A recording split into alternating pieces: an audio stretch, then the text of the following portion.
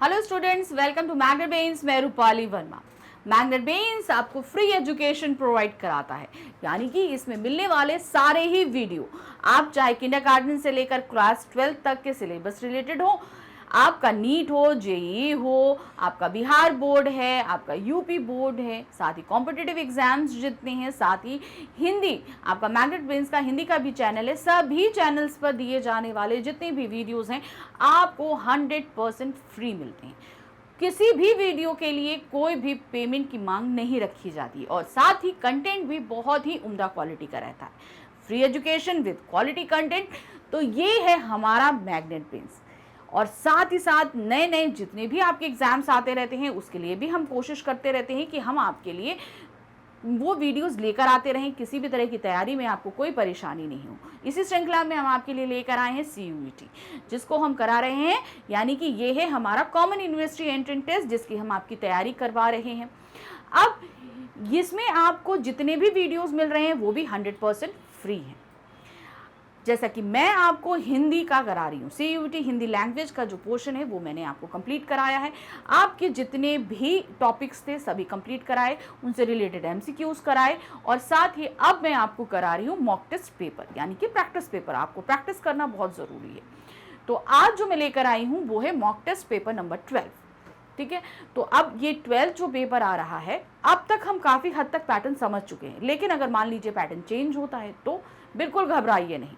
पहली चीज़ ये आपको ध्यान रखनी है कि पैटर्न कोई भी हो, हमें मेन है कि क्वेश्चन को समझना और उसका आंसर देना, क्योंकि हम अभी तक इतने सारे एग्ज़ाम्स जो हैं क्रैक्स कर चुके हैं, हम 12 तक का एग्ज़ाम दे चुके हैं, तो जाहिर सी बात है कि अब हमें परेशानी नहीं आनी चाहिए क्वेश्चंस को समझने में। क्वेश्चन एक बार हम अच्छे से समझ जाएं, फिर उसके बाद हम कर सकते हैं। तो पैटर्न तो है ही एक चीज़, लेकिन साथ में हमें प्रैक्टिस की भी बहुत ज़रूरत है। तो हम आपके लिए पैटर्न चेंज करके भी लेकर आएंगे। तो अभी तो हमारा एक पैटर्न चल रहा है, उसी पैटर्न पे आज का हमारा टेस्ट पेपर है। अगले पेपर से हम आपके लिए थोड़ा सा पैटर्न चेंज करेंगे, ताकि आपको थोड़ा सा और दूसरे वे में भी प्रैक्टिस करने की एक कोशिश जो है आप कर सकोगे।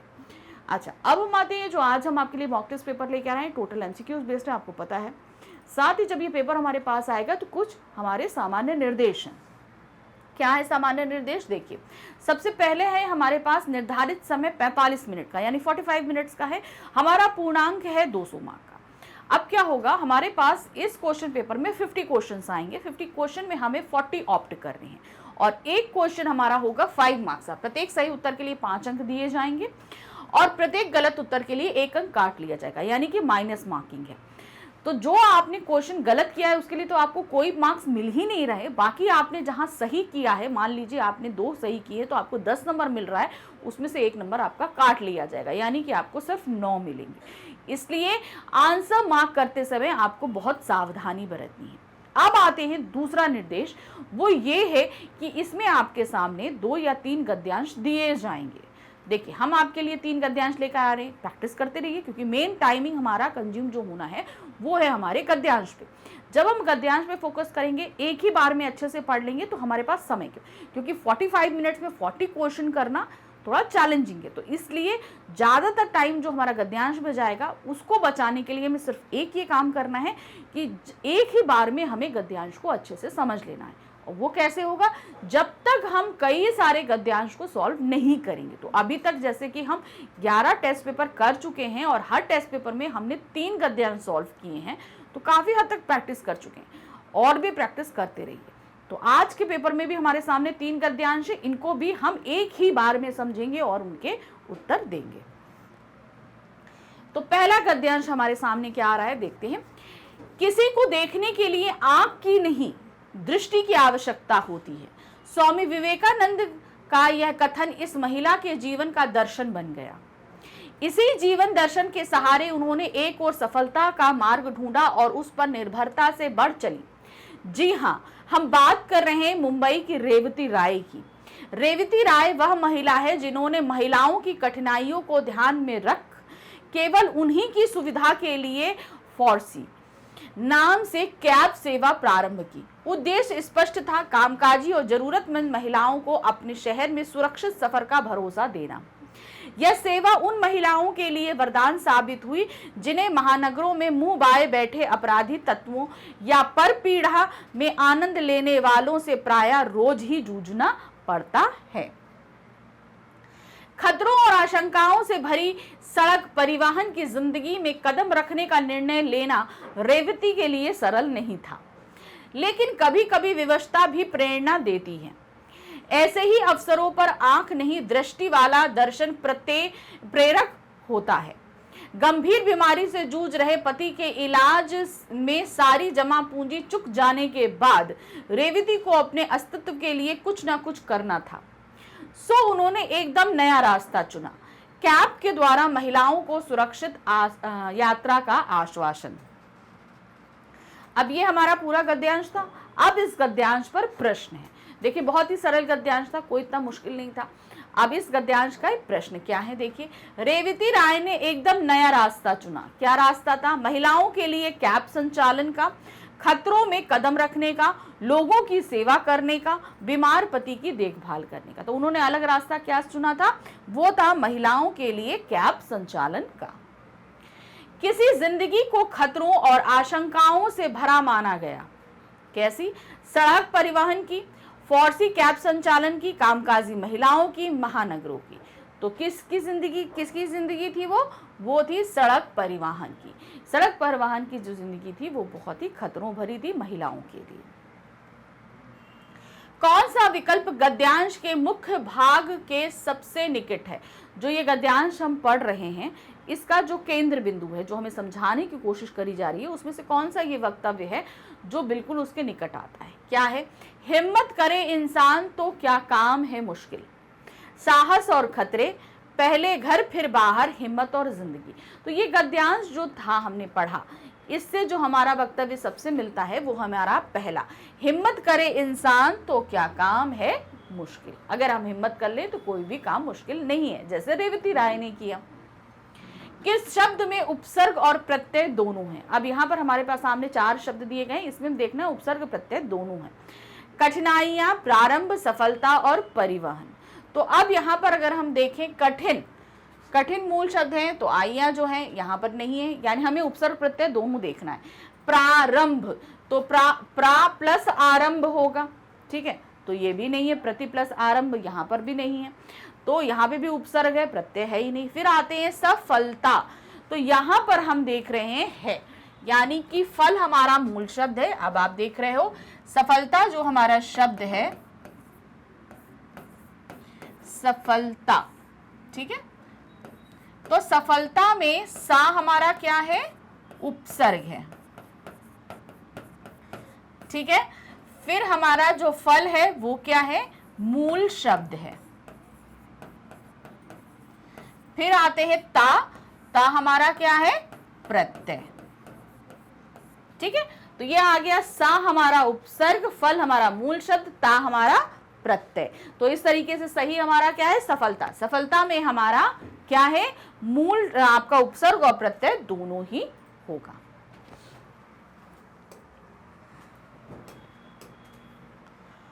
नेक्स्ट आते हैं परपीड़ा शब्द का गद्यांश में प्रयोग के अनुसार अर्थ होगा। ये जो परपीड़ा शब्द इस्तेमाल किया है गद्यांश के हिसाब से इसका अर्थ क्या होगा? दूसरों की पीड़ा, दूसरों से पीड़ा, दूसरों में पीड़ा या दूसरों को पीड़ा। तो यहाँ पर पीड़ा में मजा वाले लोग, यानी कि यहाँ पर क्या हुआ? वो है दूसरों की पीड़ा, जो दूसरों की पीड़ा में जो मजा लेते हैं, वो यहाँ पर परपीड़ा से यही तात्पर्य है। गद्यांश के प्रारंभ में उद्धत कथन किसके जीवन का दर्शन बना? यानी कि जो प्रारंभ में जो दिया गया था, किसी चीज को देखने के लिए आंख नहीं दृष्टि की आवश्यकता होती है, जो उद्धत था ये क्या है? ये किसके जीवन का आदर्श बना? असुरक्षित महिलाओं के, संघर्षशील व्यक्ति के, रेवती राय के या विवेकानंद के? तो किसने इसको आदर्श बनाया? वो थी रेवती राय। रेवती राय की कैब सेवा मूलतः किसके लिए थी? किसके लिए उन्होंने कैब सेवा शुरू करी थी?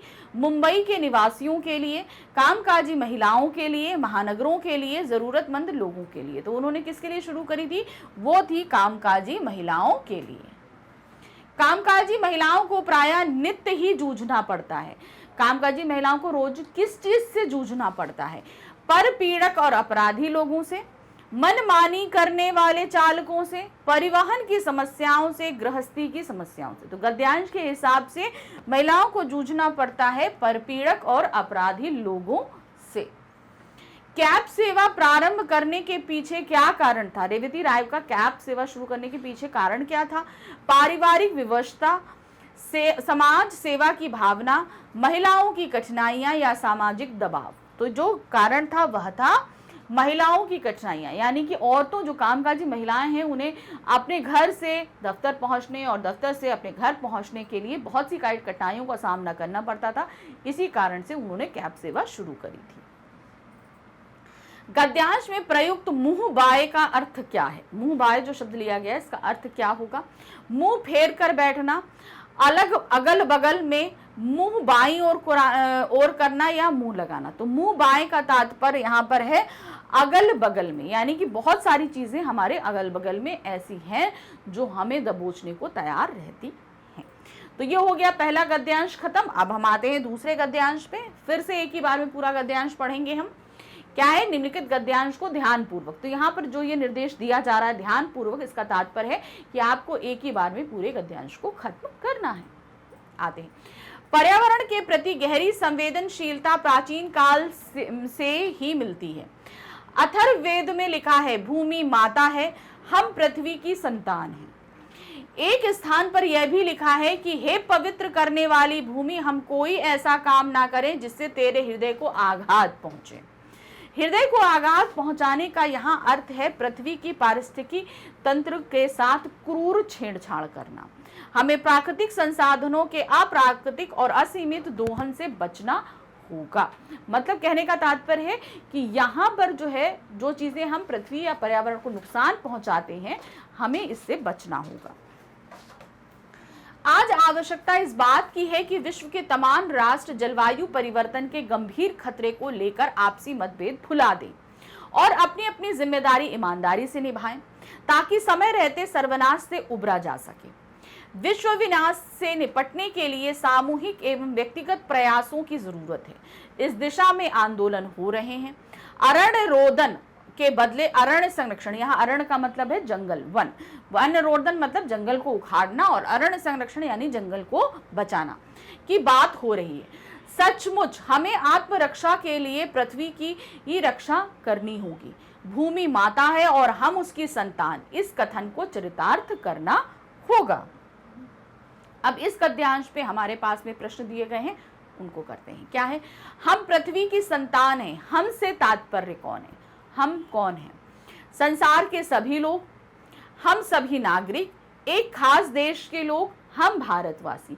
तो यहाँ हम से तात्पर्य है संसार के सभी लोगों से, सिर्फ ये नहीं कि एक देश के, क्योंकि सभी देशों को ये काम करना होगा। पर्यावरण का संधि विच्छेद करिए। अगर पर्यावरण को हम अलग अलग क्या करें तो क्या होगा? पर प्लस आवरण, पर प्लस यावरण, परि प्लस आवरण, परि प्लस यावरण। तो यहाँ पर पर्यावरण का अगर हम संधि विच्छेद करते हैं तो वो होगा हमारा परि प्लस आवरण। हम प्रकृति के हृदय को आघात पहुंचाते हैं यदि हम क्या करें? पारिस्थितिकी से छेड़छाड़ करते हैं, यानी जो सारी चीजें उनसे छेड़छाड़ करते हैं, पृथ्वी की खुदाई करते हैं, संसाधनों का दोहन करते हैं, पृथ्वी का बुरा व्यवहार करते हैं। तो हम प्रकृति के हृदय को आघात पहुंचाते हैं यदि हम पारिस्थितिकी से छेड़छाड़ करते हैं, यानी कि जो पृथ्वी जैसी है उससे अगर हम छेड़छाड़ करते हैं तो उसके हृदय को हम आघात पहुंचाएंगे। सर्वनाश से उबरा जा सके, उबरा का अर्थ क्या होता है? सर्वनाश से उबरा जा सके, तो उबरा का मतलब क्या होता है? हटा, बचा, निपटा या तैरा। तो यहाँ पे उबरने से तात्पर्य है कि बचा जा सके, सर्वनाश जो भी हो रहा है उससे हम बच सके।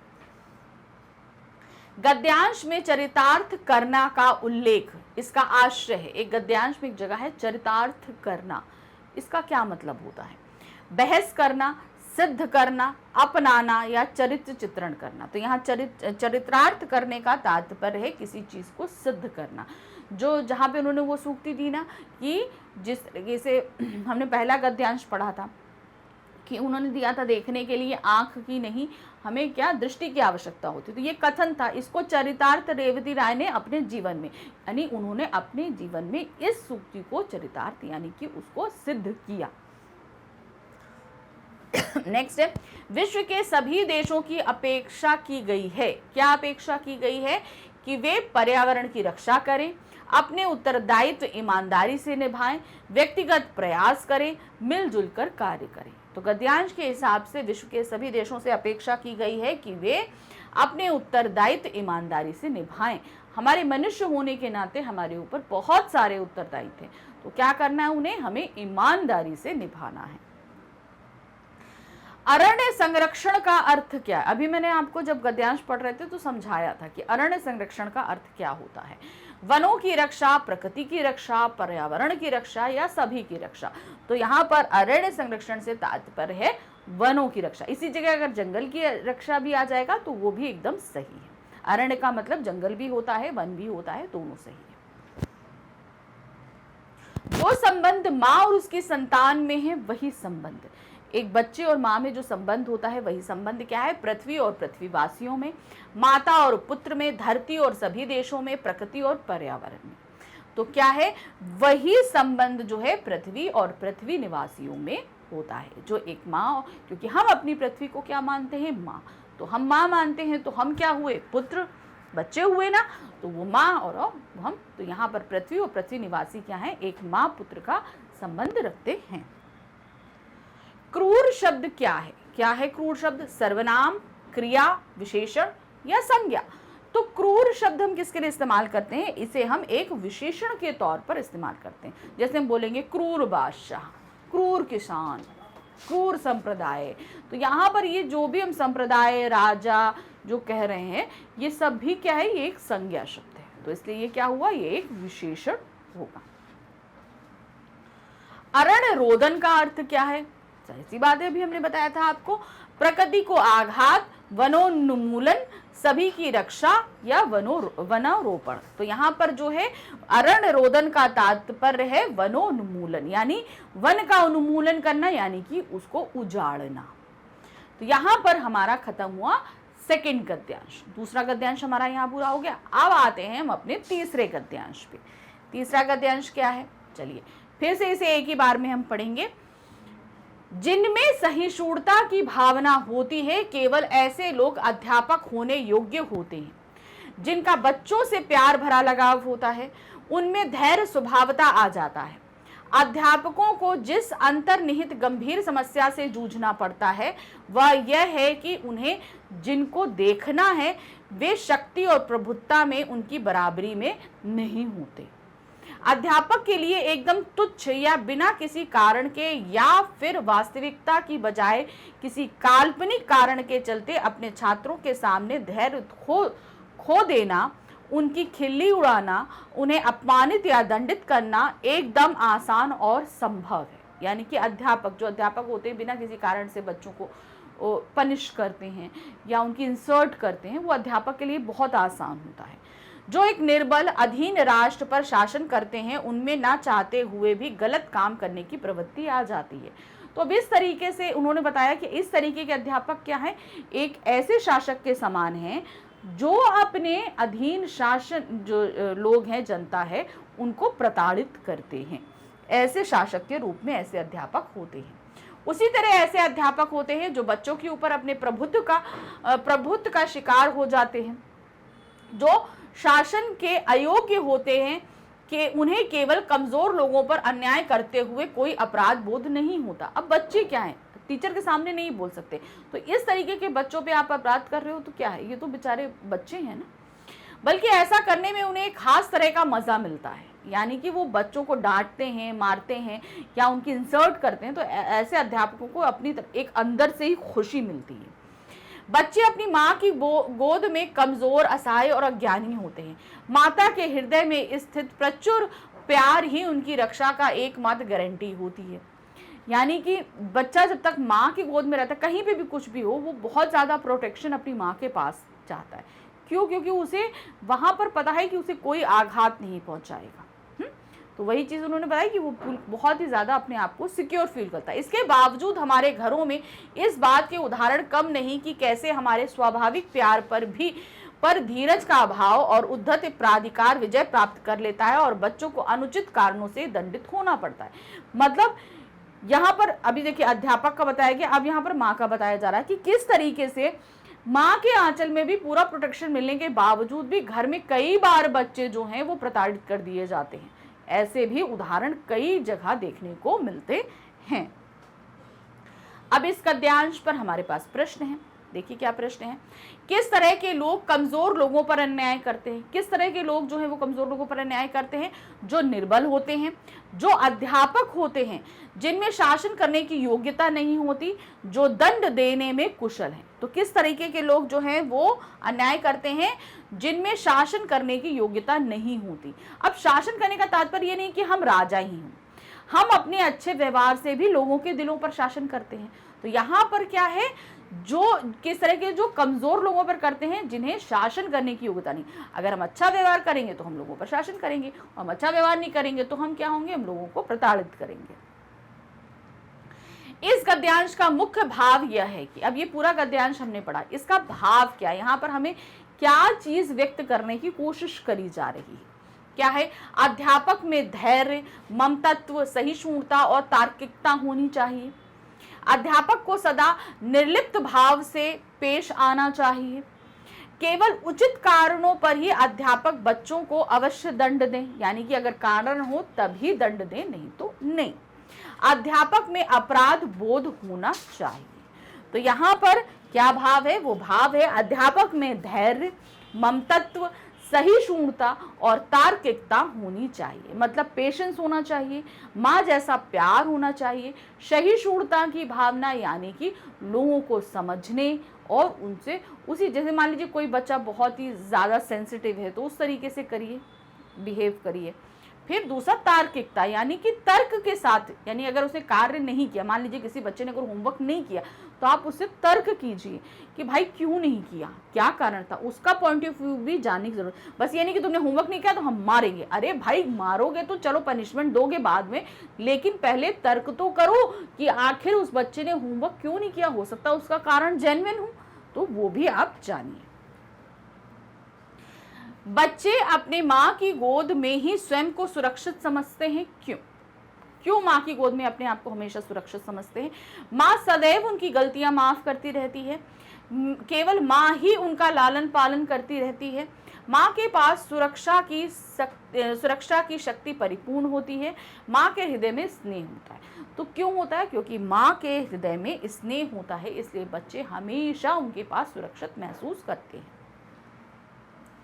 कौन सा शब्द समूह शेष शब्द समूहों से भिन्न है? यहाँ पे एक शब्द समूह दिया गया है, हमें निकालना है जो बाकियों से भिन्न है। क्या है देख रहे हैं? अयोग्य, अज्ञानी, अभाव, अन्याय, अपराध, अपमानित। फिर है अभाव, अपमानित, अधीन, असहाय, अपराध, अनुचित। तो आप यहाँ पर देख रहे हैं कि कुछ शब्दों का समूह दिया गया है। अब यहाँ पर आप देख रहे हो अन्याय, अपराध, अपमानित, यहाँ पे तीनों एक जैसे नहीं है। फिर आते हैं अभाव, अपमानित, अधीन, ये भी इनके अर्थ भी सेम नहीं है। फिर आते हैं असहाय, अपराध, अनुचित, तो यहाँ पर ये भी सेम नहीं है। तो जो सही है वो है अयोग्य, अज्ञानी और अभाव, यानी कि ये तीनों के अर्थ लगभग एक जैसे होते हैं। तो इसलिए ये बाकियों से अलग है। क्यों? क्योंकि इनके सेम अर्थ लगभग एक जैसे, बाकियों के अर्थ अलग। जैसे अभाव, अपमानित, अधीन अलग है। अभाव मतलब कोई चीज़ हमें कमी होना, अपमानित किसी को इंसर्ट करना, अधीन मतलब किसी के अंदर आना, है ना। तो यहाँ पर क्या है, ये वाला ग्रुप एकदम सही है क्योंकि इनका अर्थ एकदम एक जैसा आ रहा है। इत प्रत्यय से बनने वाला शब्द, यहाँ पर हमें बताना है इत प्रत्यय से जो शब्द बना है। सबसे पहले देखिए, प्रत्यय का मतलब है कि मूल शब्द का निकलना जरूरी है। अब जैसे नित आ रहा है तो नित में इत लगा तो है, लेकिन अगर हम मूल शब्द अलग करेंगे तो वहां पर कोई मूल शब्द नहीं है। फिर आते हैं दंडित, तो यहाँ पर भी हमारा दंडित में इत लगा है, अनुचित में भी लगा है मगर कृत्य में नहीं है। तो यहाँ पर जो सही आ रहा है वो है हमारा दंडित। क्यों आ रहा है अब हम आपको बताते हैं। यहाँ पर उचित, यहाँ पे अनु उपसर्ग है, यहाँ पे उचित लगा है, इत है तो, लेकिन यहाँ पर जो मूल शब्द है वो है उचित। इन दोनों में तो लगा ही नहीं है, इसको आप कट कर दो, ठीक है। यहाँ पे अनु जो है वो उपसर्ग है और उचित जो है वो हमारा क्या आ रहा है, वो आपका मूल शब्द है। यहां पर दंड प्लस आ रहा है, आप इसको देखोगे दंड प्लस इत, ठीक है। फिर इस तरीके से हो रहा है दंड इत, तो इसमें हमारा एकदम सही आ रहा है। नेक्स्ट आते हैं, अध्यापक के लिए उचित विशेषण शब्द है। क्या उचित विशेषण शब्द है? धैर्य, सहिष्णु, ज्ञान या योग्यता। तो वो होना चाहिए अध्यापक के अंदर सहिष्णुता। फिर है, लेखक के अनुसार अध्यापक बनने योग्य वही होते हैं जो, क्या होते हैं? अत्यंत ज्ञानवान होते हैं, उच्च डिग्री प्राप्त होते हैं, धैर्यवान होते हैं, बच्चों से ज्यादा, बहुत ज्यादा शक्तिशाली होते हैं। तो वही लोग बन सकते हैं जो धैर्यवान, पेशेंस वाले होते हैं।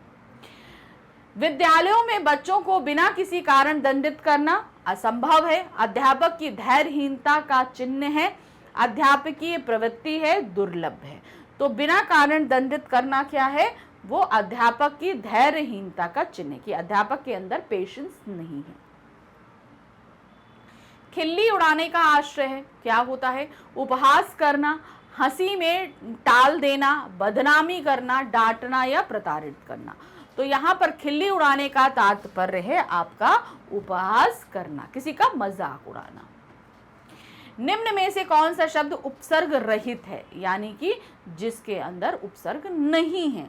अयोग्य, अन्याय, अभाव, वास्तविकता। तो यहां पर जिसमें नहीं है, आप यहां पर देखोगे उपसर्ग आ प्लस योग्य, यहाँ उपसर्ग है, आ प्लस न्याय, यहाँ पे भी आ उपसर्ग है, आ प्लस भाव, यहाँ पे भी आ उपसर्ग है। वास्तविकता, तो यहाँ पर क्या है? वास्तव प्लस इकता, ठीक है। तो यहाँ पर इक प्लस ता, यहाँ पर दो प्रत्यय लगे हैं, मूल शब्द है वास्तव। तो यहाँ पर वास्तविकता जो है शब्द है वो उपसर्ग रहित है, क्योंकि इसमें प्रत्यय लगे हैं। इसमें देखिए दो प्रत्यय लगे हुए हैं, एक तो इक लगा है और ता लगा है। यहाँ पर क्या है?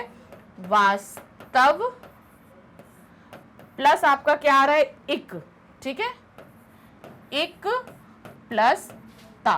तो यहां पर आप ये देख रहे हो कि ये दो प्रत्यय यहां पर लगे हुए हैं, यहां मगर उपसर्ग नहीं है, ठीक है। तो ये शब्द हमारा क्या हुआ? उपसर्ग रहित। अब यहां से हमारे जो है जो गद्यांश आधारित प्रश्न थे वो समाप्त होते हैं। अब हमारे शुरू हो रहे हैं व्याकरण के जो हमारे डिफरेंट टॉपिक हैं उस पे आधारित प्रश्न। तो उसको ध्यान से करेंगे क्योंकि व्याकरण के बहुत सारे टॉपिक हमारे पास में हैं, ठीक है। तो क्या है? सबसे पहला प्रश्न है व्याकरण आधारित पे, और हमारे प्रश्न पत्र का 31 प्रश्न है। निम्न प्रश्न में दिए गए गहरे मुद्रित शब्द का समानार्थी शब्द का चयन कीजिए। अब हमारे पास जो एक वाक्य दिया गया है उसमें गहरा मुद्रित शब्द है, उसका समानार्थी देखना है। क्या है? दुहिता किस शब्द का पर्यायवाची है? दुहिता जो शब्द दिया गया है किस शब्द का पर्यायवाची है? पुत्र, पुत्री, स्त्री या पत्नी। तो दुहिता जो होता है वो है आपका पुत्री का पर्यायवाची। किसका है? पुत्री का। क्या होगा? देखिए, दुहिता के अन्य समानार्थी शब्द हैं कन्या, बेटी, लड़की, आत्मजा, अंगजा, तन्या, तनुजा। अन्य तीनों शब्दों के पर्यायवाची पुत्र। अब पुत्र का जो पर्यायवाची होता है वो है सुत, पत्नी का होता है भार्या, स्त्री का होता है नारी। तो बाकियों के पर्यायवाची ये रहे, और दुहिता का क्या होता है? पुत्री। नेक्स्ट क्वेश्चन है, नाहर के लिए समुचित पर्यायवाची शब्द क्या है? मतलब नाहर जो शब्द दिया गया है इसके लिए उपयुक्त पर्यायवाची शब्द क्या होगा? नदी, तरंगणी, सरिता या शेर। तो यहाँ नाहर के लिए जो इस्तेमाल होगा वो है शेर। ये नाहर का समानार्थी शब्द है। नाहर के लिए समुचित पर्यायवाची शब्द है शेर। इसके अन्य पर्यायवाची हैं शार्दुल, केसरी, केहरी, पंचमुख, मृगेंद्र, महावीर। नदी के लिए पर्यायवाची शब्द है सरिता, तटनी, अपगा, निर्झरी, कूलकृषा, तरंगनी आदि। तो यहाँ पर बाकी सभी जो हैं वो नदी के पर्यायवाची हैं, और शेर जो का पर्यायवाची होता है नाहर। नेक्स्ट आते हैं, सरस्वती का पर्यायवाची नहीं है। क्या बताना है हमें? सरस्वती का पर्यायवाची नहीं है। वाणी, वीणा पाणी कमला शारदा। तो यहां पर सरस्वती का जो पर्यायवाची नहीं है वह है कमला। कमला जो है वो सरस्वती का पर्यायवाची नहीं होगा। क्या है देखिए, कमला सरस्वती का पर्यायवाची नहीं है, जबकि वाणी, वीणा पाणी तथा शारदा इसके पर्यायवाची शब्द हैं। सरस्वती के अन्य पर्यायवाची शब्द हैं गिरा, भारती, विमला, वागीश, कर्णिका, बागेश्वरी आदि, जबकि कमला लक्ष्मी का पर्यायवाची शब्द है। तो लक्ष्मी जी के लिए हम कमला को इस्तेमाल करते हैं। निम्नलिखित में से असंगत यानी गलत विलोम शब्द युग्म कौन सा है? अब हमें बताना है जो गलत है।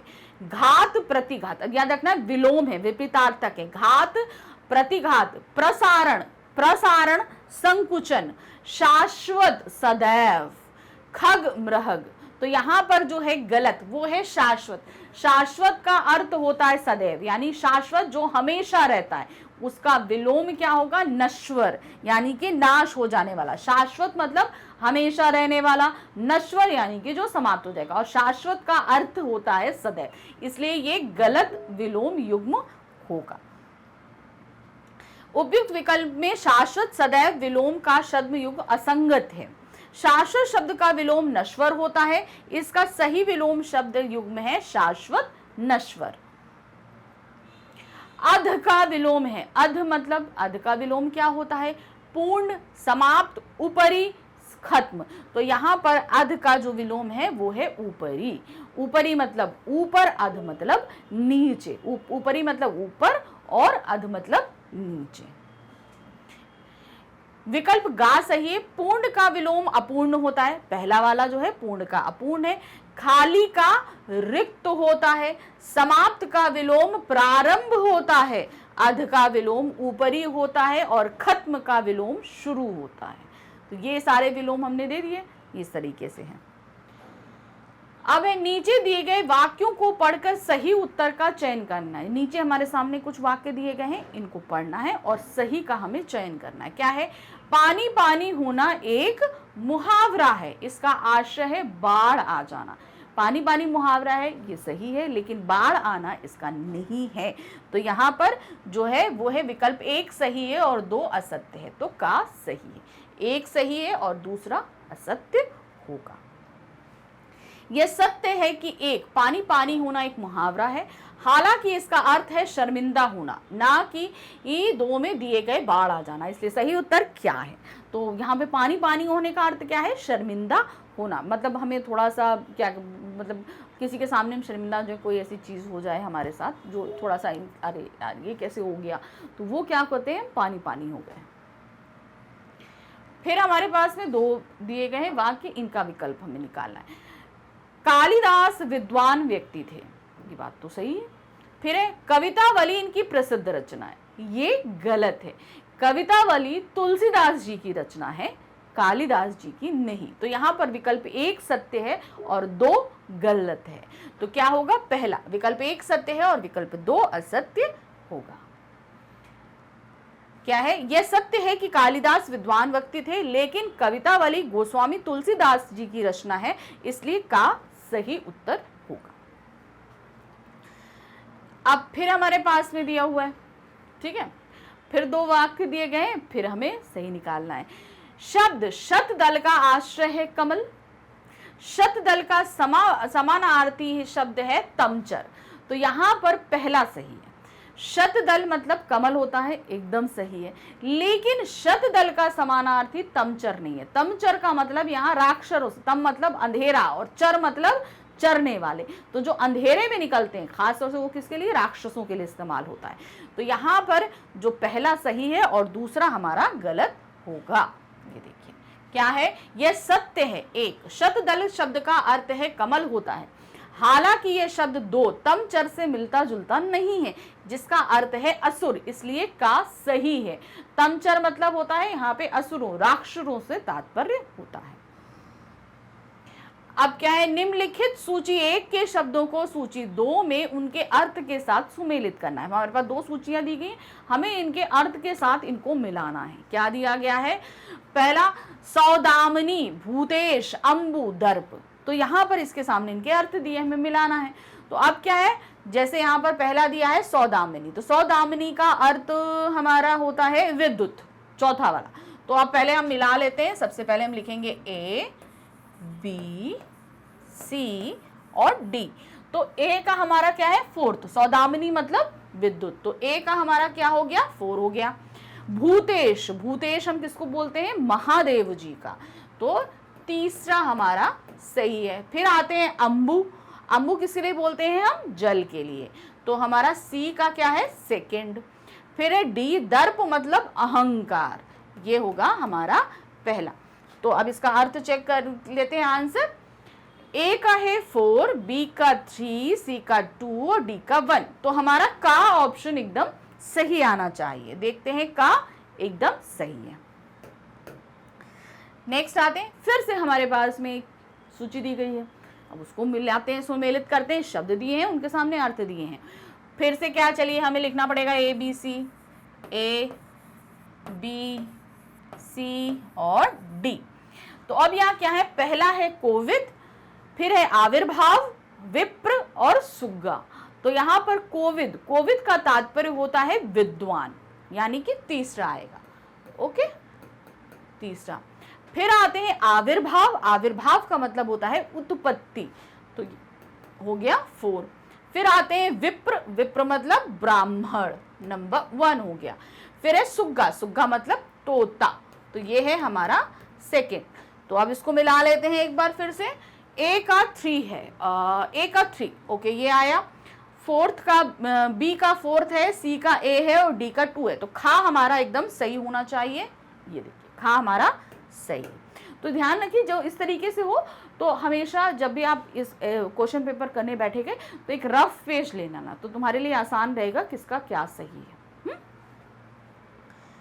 नेक्स्ट आते हैं, दिए गए वाक्य के लिए उपयुक्त शब्द का चयन करके रिक्त स्थान की पूर्ति करनी है। हमारे पास में रिक्त स्थान दिया, उसकी जगह हम सही शब्द का चयन करेंगे। क्या है, चिंता मत करो, बच्चे डैश लौट आएंगे, क्या रक्षित लौट आएंगे, असुरक्षित लौट आएंगे, सुरक्षित लौट आएंगे, प्रतिरक्षित लौट आएंगे।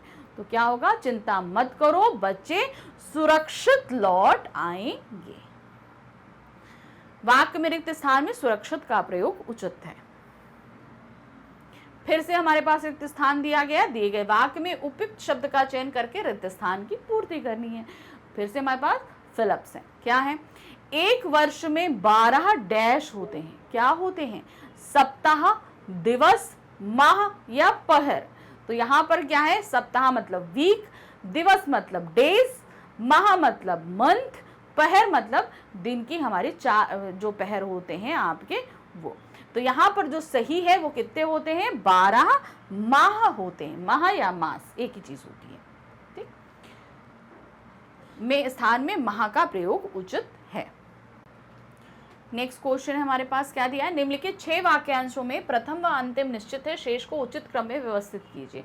अब हमारे पास 6 वाक्यांश दिए गए, उसमें से पहला और आखिरी अपनी जगह पे रहेगा, लेकिन बीच के हमें अरेंज करने। तो क्या दिया गया है, पहला है मिथकीय आवरणों और कहलाते हैं, ये निश्चित है, इनकी जगह चेंज नहीं होगी, बीच के हमें चेंज करने। क्या है, मिथकीय आवरणों को अर्थ देने वाले लोग, सार्वभौम रचनात्मकता को पहचानने वाले कला समीक्षक, हटा उसे तथ्यानुयायी मनोवैज्ञानिक कहलाते हैं, आवरणों की कहलाते हैं। तो यहाँ पर पहला हमारा सही है, मिथकीय आवरणों को। फिर उसके बाद है मिथकीय आवरणों को हटा उसे, ठीक है, तो पहला आया ला, ठीक, हटा उसे तथ्यानुयायी अर्थ देने वाले, या आया अर्थ देने वाले लोग मनोवैज्ञानिक कहलाते हैं, आवरणों की सार्वभौम रचनात्मकता को पहचानने वाले कला समीक्षक कहलाते हैं। तो फिर हमारे इसके बाद आ रहा है रा। तो हमारा ये ऑर्डर है, ऑर्डर को हम चेक करेंगे एक बार, क्या है, ला या व रा। तो खा हमारा एकदम सही होना चाहिए, ये देखिए एकदम सही है। नेक्स्ट आते हैं, नेक्स्ट हमारे पास क्या है, फिर से हमारे पास 6 वाक्यांश दिए गए। इन 6 वाक्यांशों में पहला और आखिरी निश्चित है, पहला और आखिरी निश्चित है। अब बीच के 4 हमें अरेंज करने हैं। तो पहले वाक्य पढ़ते हैं, अपनी व्यक्तिगत सत्ता की जगत में वास्तविक दृश्यों और जीवन की वास्तविक दशाओं में जो हृदय समय समय पर निज के योगक्षेम से संबंध से मुक्त करके अलग भावना से हटाकर पर रमता है, वही सच्चा कवि हृदय है। तो अब यहाँ पर क्या है, अपनी व्यक्तिगत सत्ता की, तो ये हमारा डिसाइडेड है। फिर उसके बाद आते हैं अपनी व्यक्तिगत सत्ता की अलग भावना से हटकर, ठीक है, तो वह आया अलग भावना से हटकर। फिर उसके बाद हमारा आएगा हाँ, निज के योगक्षेम से संबंध से मुक्त करके, योगक्षेम से मुक्त करके। फिर उसके बाद में क्या आएगा, जगत के वास्तविक दृश्यों और जीवन की वास्तविक दशाओं में जो हृदय समय समय पर रमता है, वही सच्चा कवि हृदय है। तो ये हमने ऑर्डर निकाल लिया। ऑर्डर को चेक करेंगे हम, क्या दिया है, वा, ला या रा, तो गा हमारा सही होना चाहिए। ये देखिए गा हमारा एकदम सही है। ओके, अब नेक्स्ट क्वेश्चन आते हैं। नेक्स्ट क्या है, बहती गंगा में हाथ धोने का सही अर्थ है। बहती गंगा में हाथ धोना एक मुहावरा है, इसका अर्थ क्या होगा, चातुर्य वृत्ति से काम निकालना, अपना काम निकालना, पुण्य का काम करना, अवसर का लाभ उठाना। तो बहती गंगा में हाथ धोने का तात्पर्य होगा अवसर का लाभ उठाना, अर्थात आपको कोई मौका प्राप्त हुआ है तो आप उसको यूटिलाइज कीजिए, ऐसे मत जाने दीजिए। क्या दिया है, हल, यहाँ कुछ लोग अपने फायदे के लिए बहती गंगा में हाथ धोना बखूबी जानते हैं। तो ये इसका वाक्य प्रयोग हो गया। नेक्स्ट आते हैं दूध का दूध पानी का पानी अर्थ। तो दूध का दूध और पानी का पानी क्या होगा, दूध और पानी अलग करना, अन्याय नहीं करना, निरपेक्ष न्याय करना, दूध में पानी मिलाना। तो दूध का दूध पानी का होगा अर्थ निरपेक्ष न्याय करना, मतलब बिना किसी भेदभाव के या किसी के पक्ष में जाकर जो है न्याय करना। इसका अर्थ क्या, पूरा केस सुनने के बाद न्यायाधीश ने दूध का दूध पानी का पानी कर दिया। तो ये इसका वाक्य प्रयोग गया, उन्होंने एकदम सही न्याय किया। लोहे के चने चबाना मुहावरे का अर्थ होगा। इस मुहावरे का अर्थ क्या होगा, अपनी असलियत भूल कर बातें करना, भीख मांग कर गुजारा करना, संघर्ष करना, इनमें से कोई नहीं। तो लोहे का चना चबाने का तात्पर्य होगा संघर्ष करना, अर्थात बहुत मेहनत करना, उसको कहते हैं लोहे के चने चबाना। अब इसका वाक्य प्रयोग क्या है, देखिए, राणा प्रताप को हराने के लिए अकबर को लोहे के चने चबाना पड़ा। मतलब राणा प्रताप को वो हराना चाहता था, लेकिन उसके लिए उसको बहुत ज्यादा संघर्ष करना पड़ा। नेक्स्ट है, दिए गए वाक्य में रेखांकित अंश को प्रतिस्थापित करने के लिए सबसे उपयुक्त विकल्प का चयन करें। हमारे पास एक वाक्य दिया गया है, उसमें कहीं त्रुटि है यानी कि गलती है, हमें उसे खोजना है और फिर उसके बाद उसका शोधन करना है। क्या दिया है, विद्यार्थियों को इस पुस्तक का अध्ययन उपयोगी होगा। तो अंडरलाइन हमारा क्या है, विद्यार्थियों को, तो यानी कि यहाँ पे कुछ मिस्टेक है। अब क्या मिस्टेक है, विद्यार्थियों का, विद्यार्थियों ने, विद्यार्थियों से या विद्यार्थियों के लिए। तो क्या होगा यहाँ पर सही आप हम लगाएंगे तो वो हमारा होगा विद्यार्थियों के लिए इस पुस्तक का अध्ययन उपयोगी होगा। यहाँ पर विभक्ति संबंधी अर्थात कारक संबंधी त्रुटि है। दिए गए वाक्य में रेखांकित अंश को प्रतिस्थापित करने के लिए सबसे उपयुक्त विकल्प घा है, विद्यार्थियों के लिए होगा, अतः रेखांकित अंश में विभक्ति संबंधी त्रुटि है। नेक्स्ट आते हैं, लेखकों के उपनाम किस विराम चिन्ह के भीतर लिखे जाते हैं। अब उपनाम मतलब हम जैसे बोलते हैं सूर्यकांत त्रिपाठी निराला, सच्चिदानंद हीरानंद सात्यायन आपका अज्ञे, सच्चिदानंद हीरानंद अज्ञे। तो यहाँ पर जो अज्ञे है या निराला है, इसे हम कौन से चिन्ह से हाईलाइट करते हैं, कोष्टक चिन्ह, निर्देशक चिन्ह, दोहरा उद्धरण चिन्ह या गहरा उद्धरण चिन्ह। तो ध्यान रखिए, कोष्टक का मतलब होता है आपका इस तरीके से आपका ब्रैकेट, निर्देशक चिन्ह यहाँ पर हम इसको लगाते हैं, दोहरा उद्धरण चिन्ह यानी कि डबल इन्वर्टेड कॉमा होता है, इकहरा इन्वर्टेड कॉमे को हम क्या बोलते हैं, इकहरा उद्धरण चिन्ह, सिंगल इन्वर्टेड कॉमा यानी इकहरा उद्धरण चिन्ह। तो हम कौन सा लगाते हैं, उसके लिए हम लगाते हैं इकहरा उद्धरण चिन्ह लगाते हैं। जैसे यहाँ पे दिया गया देखिए, लेखकों के उपनाम इकहरा उद्धरण चिन्ह के भीतर लिखे जाते हैं। जब किसी शीर्षक, नाम, उपाधि आदि को ज्यों का त्यों अवतरित किया जाता है तब इकहरा चिन्ह, उद्धरण चिन्ह यानी कि सिंगल इन्वर्टेड कॉमा का प्रयोग करते हैं। जैसे रामधारी सिंह दिनकर, जैसे हमने बोला था सूर्यकांत त्रिपाठी निराला, तो निराला क्या है, वो उनका उपनाम है, तो उसे हम कैसे करेंगे, सिंगल इन्वर्टेड कॉमा के अंतर्गत करेंगे। नेक्स्ट आते हैं दोहा, चौपाई, सवैया, सोरठा आदि की प्रथमावली के अंत में निम्न में से कौन सा विराम चिन्ह प्रयोग किया जाता है।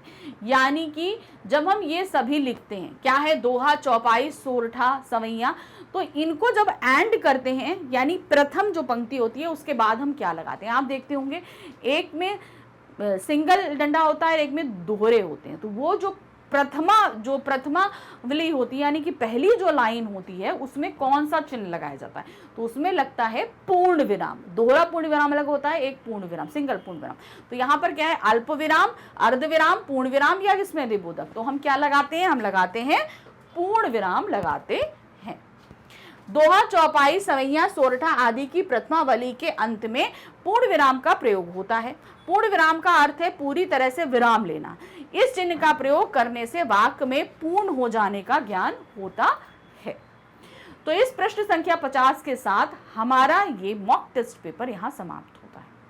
आप सभी को बहुत प्रैक्टिस करनी है क्योंकि भाई हिंदी बहुत वास्ट है, तो कहाँ से क्या पूछा जा सकता है, कम से कम प्रैक्टिस के थ्रू ही आप बहुत सारी चीज़ें जान सकते हैं। तो प्रैक्टिस करते रहिए।